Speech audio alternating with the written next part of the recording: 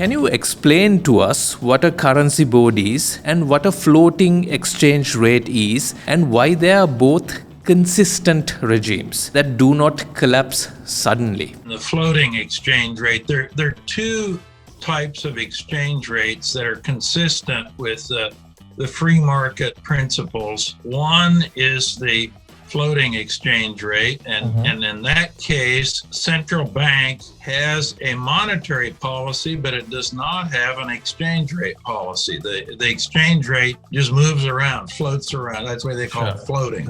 In that case, you do not experience balance of payments problems. So there's no conflict between monetary policy and exchange rate policy, because with floating, you have a monetary policy, but you don't have an exchange rate policy. So there can't be a conflict. The central bank has its monetary policy, and one thing it can do is loan money to the fiscal authorities and print money, create credit. And of course, what happens?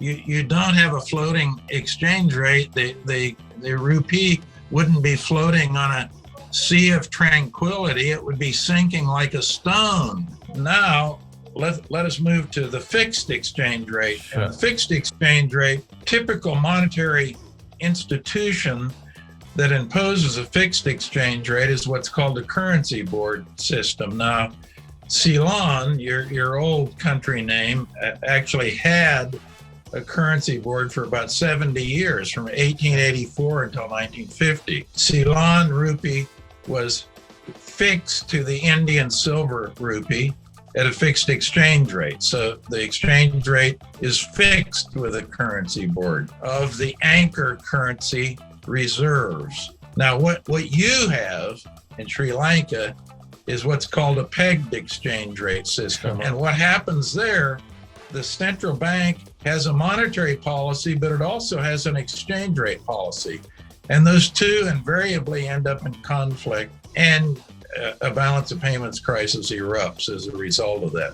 The beauty of the fixed exchange rate system and a currency board, the key is it provides discipline to the fiscal authorities, because the currency board cannot extend credit to the fiscal authorities. So what you find in currency board countries, you not only have the advantage of this smooth free market mechanism for adjusting the balance of payments, but you have a hard budget constraint put into the system. It's like a straitjacket around the fiscal authorities. What you've witnessed, the wild spending and so forth in Sri Lanka, that couldn't happen with a currency board.